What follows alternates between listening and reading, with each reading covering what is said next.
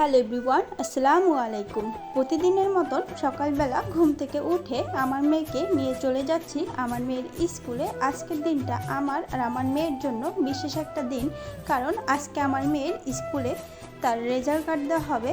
এই মুহূর্তটা প্রতিটা মা বাবার কাছে স্পেশাল।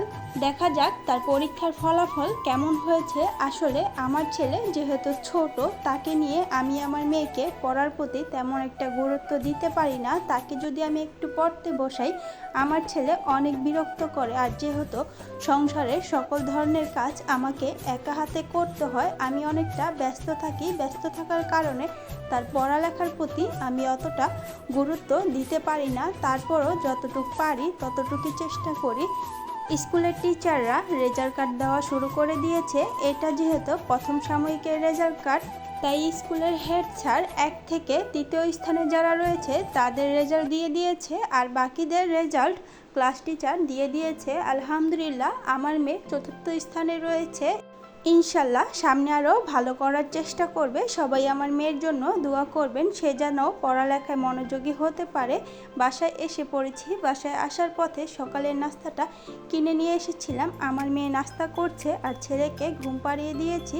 আমি আমার রান্নাটা করে নিচ্ছিলাম, পাশাপাশি ময়লা কাপড়গুলোকে সাবান দিয়ে ভিজিয়ে দিয়েছি। রান্না করা শেষ হলে কাপড়গুলোকে ধুয়ে নেব। আমার ছেলে ঘুমাচ্ছে, এই ফাঁকে আমি আমার সব ধরনের কাজ করে নিচ্ছি। আমার মেয়ের টিচার চলে এসেছিল, সে তার পড়াটা করে নিয়েছে। এখন তার টিচারের সাথে চলে যাচ্ছে তার টিচারের বাসায় টিচারের ছোট বোনের সাথে খেলা করার জন্য। আমার রান্না করা শেষ। আমি আমার হাজব্যান্ডের খাবারটা বাটিতে তুলে নিয়েছি, এটাকে নিচে নিয়ে রেখে আসলাম। আর কাপড়গুলোকে ধুয়ে ছাদে রোদে দিয়েছিলাম, কাপড়গুলো প্রায় শুকিয়ে এসেছে। এইগুলোকে ঘরে নিয়ে যাব। আমার ছেলে আজকে অনেকটা সময় ধরে ঘুমাচ্ছিল। আমার মেয়ে খেলা শেষ করে বাসায় চলে এসেছে। আসার সময় সে পায়ে ব্যথা পেয়েছে, তাই সে কান্না করছিল। তার কান্নার সাউন্ড পেয়ে আমার ছেলে ঘুম থেকে উঠে পড়েছিল। আমি তাকে গোসল করে দিয়েছি, যেহেতু অনেকটা সময় পার হয়ে গেছে, গোসলের টাইম হয়ে গিয়েছিল, তাই আমি তাকে গোসল করিয়ে দিয়েছি। আমার মেয়ে পায়ে ব্যথা পাওয়ার কারণে সে তার পাটা ধরে কান্না করতে করতে ঘুমিয়ে পড়েছে। আমার ছেলে তার বোনকে বিরক্ত করছিল, ঘুমাতে দিচ্ছিল না, তাই তাকে আমি বিছানা থেকে নিচে নামিয়ে দিয়েছি। সে নিচে নেমে খেলা করছিল আর তার বোন ঘুমাচ্ছিল। এখন আমি তাকে তার খাবারটা খাইয়ে দেব, আর আমি আমার দুপুরের খাবারটা খেয়ে নেব। আমার ছেলে অনেকটা সময় ধরে নিচে খেলা করছিল।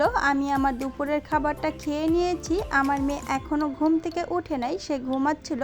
আর আমার ছেলে শুয়ে টিভি দেখছিল। টিভি দেখতে দেখতে সেও ঘুমিয়ে পড়েছে। কিছুটা সময় আমিও তাদের পাশে শুয়ে একটু রেস্ট করব।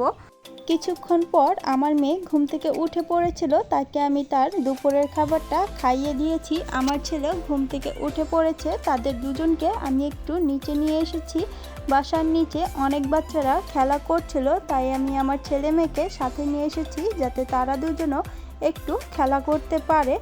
আমার ছেলে তো একদমই কোলে থাকতে চায় না, সে আমার কোলে থেকে নেমে একা একা অনেকটা সময় হেঁটেছে। আমার মেয়ে খেলার ফাঁকে দোকানে চলে গিয়েছিল, দোকান থেকে সে তার ভাইয়ের জন্য চকলেট কিনে নিয়ে এসেছে। আমার ছেলেকে আজকেই ফার্স্ট টাইম এই ললিপপ চকলেট দিয়েছি। সে তার গেঞ্জিটা পুরোপুরি নষ্ট করে ফেলেছে, তাই তাকে নিয়ে আমি ঘরে চলে এসেছি। এখন আমি তার গেঞ্জিটা চেঞ্জ করে দেব, আর তার গাটা আমি মুছে পরিষ্কার করে দেব। সন্ধ্যার পর আমার মেয়ে তার টিচারের লেখা লিখতে বসে পড়েছে, আর পাশাপাশি সে ড্রয়িং করেছে।